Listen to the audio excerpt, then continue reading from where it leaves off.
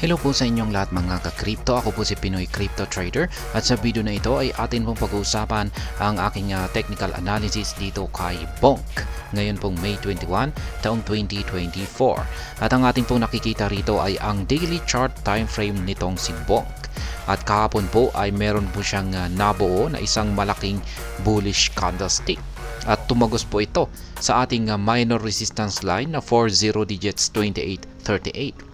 Kaya sa madaling salita ay nabasag po ito.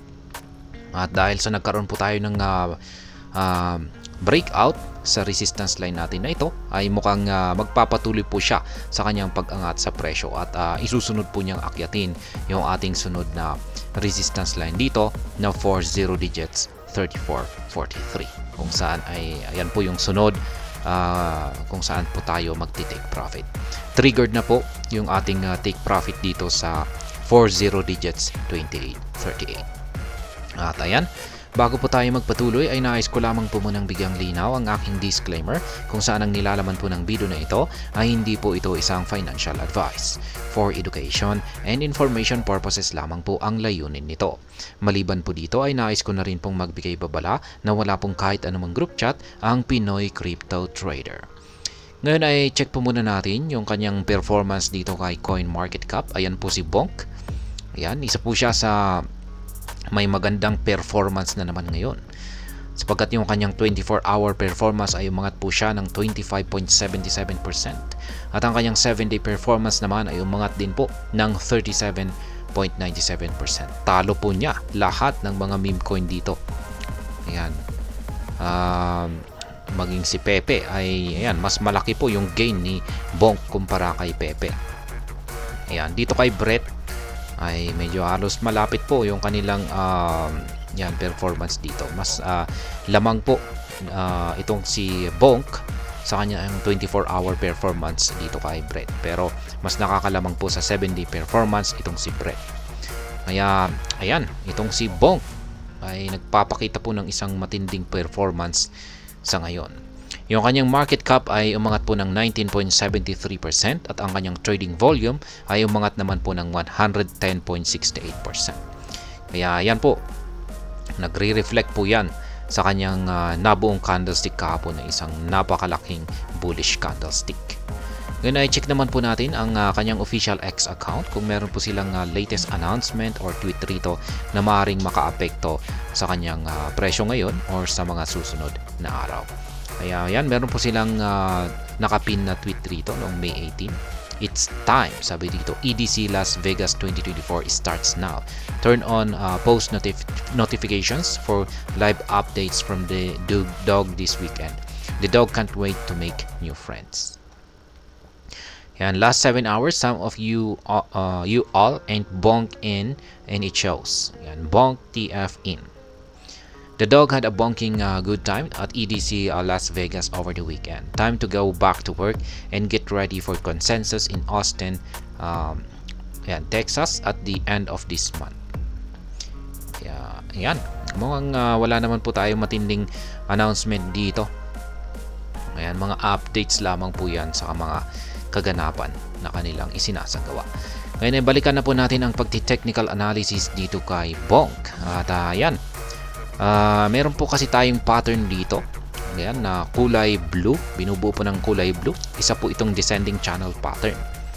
At ngayon ay nagkaroon po siya ng breakout dito noong mga April 21. At dahil po sa breakout na yan ay meron po akong projected price target. Yung pinakamataas na posibleng akyatin ni Bonk dulot po ng breakout na yan ay ang price level natin dito sa 40 digits 4802. Kaya ako ay naniniwala na hanggang ngayon ay valid target pa rin po yan, kung saan ay may kakayahan pa rin po or may potential pa rin po itong si Bonk na akyatin ang pinaka price target natin dito na 40 digits 4802. Yan, dulot po ng naganap na breakout dito. Kaya yan, meron po akong apat dito na mga sell pending order or take profit. At kahapon ay na-trigger na po yung isa rito. Ayan, yung nung pinatamaan po or tumagos po itong si Bonk dito sa ating resistance line dito. dito sa 40 digits 28. Kaya triggered po yan. Nakapag-take profit na po ako rito. Ayan. Kaya isa na naman po itong matagumpay na take profit kay Bonk. Nakakatatlong itong mga nakalipas na araw ay nakakatatlong take profit na po ako rito. Yung nakikita po natin ng mga arrow sign dito na dinaanan ng mga candlestick ay yan po yung mga previous trades ko dito kay Bonk.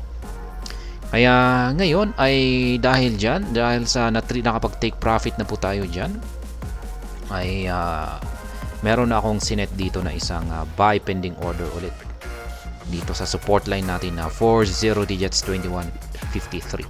Nag-set po ako ulit ng buy pending order ko dyan. Kaya ayan pa sa mga gustong gayahin yung aking simpleng paraan sa pag-trade dito kay Bonk, ay ayan po yung aking mga live spot trading positions. Tatlong take profit or sell pending order sa mga price levels na yan, mga resistance pulahin po natin, at dalawang buy pending order dito sa ibaba. Yan po naman po yung mga kulay blue na arrow signs natin dito.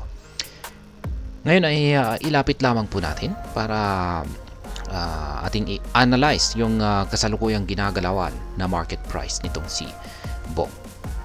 Ayan, meron po kasing hindi kasi natin update ito. Ayan, kasi meron po kasi siyang dapat ay in-adjust po natin yung kanyang pattern dito. Isa po kasi itong triangle pattern. Ayan. Ayan po yung panibagong triangle pattern natin. Ngayon ay kahapon ay nagkaroon po siya ng breakout dito. Ayan. Kaya nasabi kong bullish breakout po yan kasi nabasag yung upper portion ng ating ascending triangle pattern dito.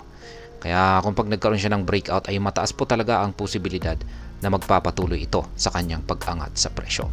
Kaya dapat ay nakahanda na rin yung sunod natin na take profit opportunity dito or sell pending order dito sa 40 digits 34.43 kasi parang mataas po ang posibilidad na patatamaan niya ito sa mga susunod or paparating na mga araw. Kaya yan, isa na naman pong take profit na naman yan. Kaya yan, nakakailang take profit na po tayo rito kay Bonk. At yan yung ating house width indicator naman ay medyo yung kanyang katawan rito ay medyo lumiit. Yan, nung nag-consolidate po siya. Pero ngayon ay mapapansin po natin na mukhang ito po ay lumalaki yung kanyang sukat ulit. Nagpapakita po yan na may nabubuong nagpapatuloy na lumalakas yung bullish momentum nitong si Bonk. At ganun din po yung ating QQE mode indicator dito. Mapapansin na parang na lumalaki na po yung sukat ng mga QQE bars natin dito.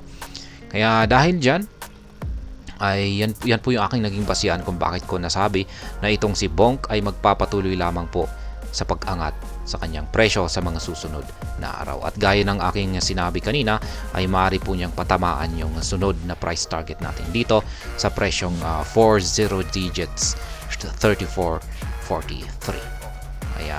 Ayan, yan po ang aking technical analysis update sa araw na ito dito kay Bonk. Sana ay kayo rin nakatake profit na rin kayo rito kay Bonk. Ayan, sa naging pag-angat nito kahapon. Kaya yan po ulit yung aking mga live spot trading positions dito kay Bonk. Tatlong sell pending order at saka dalawang buy pending order. Maaari po ninyong i-post ito at gayahin or kopyahin yung aking mga positions na yan, mga spot trading positions. At ayan, hanggang dito na lamang po tayo sa video na ito mga ka-crypto. Sana po ay inyong nagustuhan ang aking paliwanag sa video na ito. Kung inyo po itong nagustuhan ay pakiclick lamang po ang like button nito. Para naman po sa mga bago lamang dito, kayo po ay aking inaanyayahan para mag-subscribe. Pakiclick na rin po ang bell icon nito dahil ito po ang siya magsisilbing notification nito sa mga bago kong videos na akin pong ina-upload sa aking YouTube channel na ito. Marami pong salamat sa panonood. Ingat po tayo lagi at God bless po sa ating lahat.